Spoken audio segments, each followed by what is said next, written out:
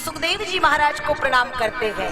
यहाँ जितने भक्त बैठे गए, श्री सुखदेव श्रीमद् भागवत के प्रथम वक्ता हैं। कथा कहने से पूर्व और सुनने से पूर्व उनको प्रणाम करना। यम प्रव्रजन्तमनुपेतमपेत कृत्यम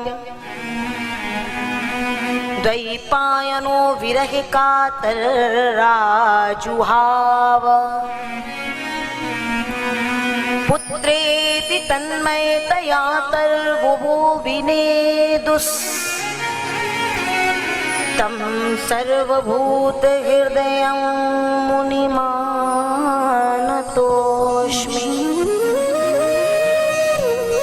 सुखदेव जी जो कि जन्म से निर्विकारी हैं और ऐसे निर्विकारी हैं,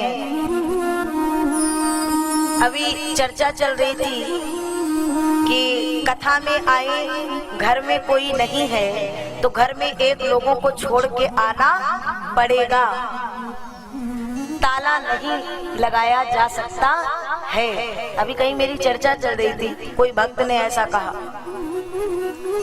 लेकिन जो भगवत नाम की और भगवत कथा के पागल और दीवाने हो जाते हैं, वो अपने घर में ताला लगाएं अथवा ना लगाएं।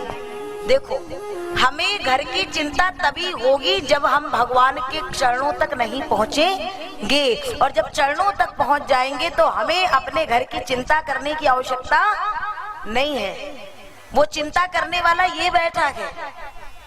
सुखदेव जी महाराज जन्म लेते साथ ही वन की ओर, जंगल की ओर चल दिए और पिता वेदव्यास हे पुत्र कह के जाते गए।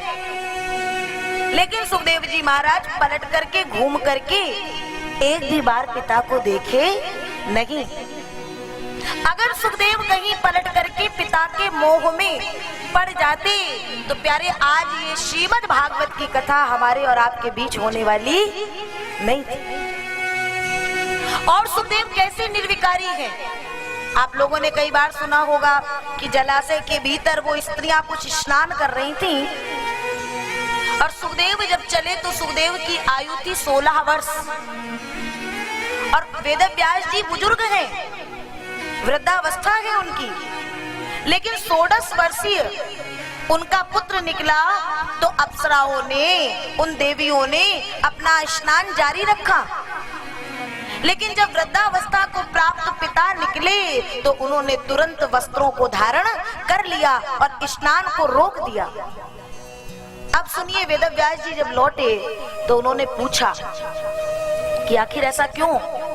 स्त्रियों ने कहा, क्षमा करें, आपके जो पुत्र की दृष्टि है उसकी दृष्टि में स्त्री और पुरुष का कोई भेद नहीं है, दृष्टि अभेद है और आपकी दृष्टि में वो भेद है।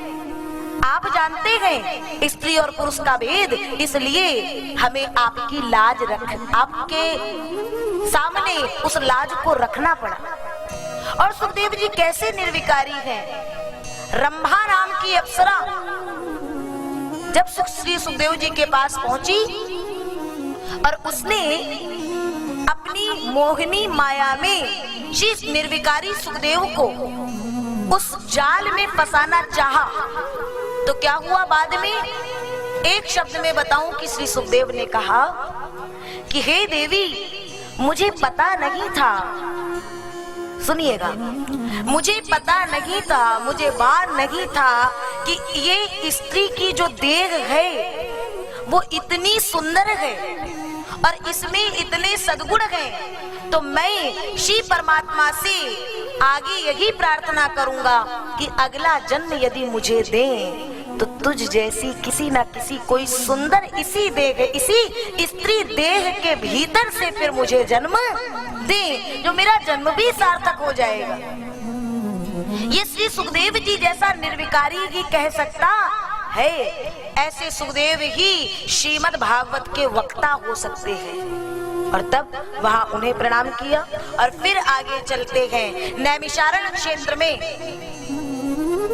जहां सौनक आदि 88,000 ऋषि विराजमान हैं। आज जैसे आप सब यहाँ विराजमान हुए हैं और वहां बहुत बड़ा ब्रह्मसत्र चल रहा है और उनके मध्य में सूत जी का आगमन होता है। देखो, अब ये बात बहुत ध्यान से सुनना कि जब सूत जी आए तो सौनक आदि 88,000 ऋषि जो उनसे आयु में बहुत गुना बड़े हैं, उठ करके प्रणाम निवेदित करते हैं, आसन देते हैं और उसके बाद अपनी जिज्ञासा को बताते हैं। कथा को कहलाने के लिए जैसे हम कथा को कहने बैठे, मैया जी ने ये कृष्ण कथा रूपी गंगा को खींच करके यहाँ ला तो दिया, लेकिन अब उस गंगा में जो गोता लगाना है वो कितना लगाना और कहां तक लगाना है ये आपके ऊपर निर्भर है। सौनक जी के हृदय में यदि जिज्ञासा ना होती तो सूत जी श्रीमद् भागवत की कथा कहने वाले नहीं थे। श्री सौनक जी ने चरणों में प्रणाम किया और कहा, महाराज आप सब कुछ जानने वाले, वेद शास्त्र इतिहास पुराण के ज्ञाता हैं, हम आपके श्री चरणों में प्रणाम निवेदित करते हुए कुछ आपसे पूछना चाहते हैं। और हम किसी सूत को प्रणाम नहीं कर रहे, अपितु आपके भीतर जो वो परमात्मा का अंश विराजमान है उस अंश को प्रणाम कर रहे हैं। प्रश्न क्या है? आगे कल आने वाला है, कलयुग के जीव भोग विलास में इतने अधिक रत रहेंगे कि उनके पास गोविंद के भजन के लिए समय नहीं होगा। वेद उठा करके कोई देखेगा तक नहीं, और तो बात छोड़ दो। ऐसी स्थिति में काल व्याल मुख ग्रास त्रास निर्णास हेतवे, ऐसी स्थिति में कोई ऐसा सरल सुगम साधन बताएं जिसको कहकर, जिसको गाकर, जिसको सुनकर संसार का हर जीव भाव से पार हो जाए। सूत जी ने सुना है, आनंद में डूब करके सर्वप्रथम अपने गुरुदेव श्री सुखदेव को प्रणाम किए और फिर कहते हैं, मैं आपको वही कथा सुनाऊंगा जो गंगा के तट पे मैंने अपने गुरुदेव से सुनी थी। और वो कथा कोई ऐसी वैसी नहीं है। शेषाम यद भवे क्षेया पावना नाम च पावनम, जो पावन को भी पावन कर दे। और कृष्ण प्राप्ति करम सस्वत साधनम तद्वदाधुना,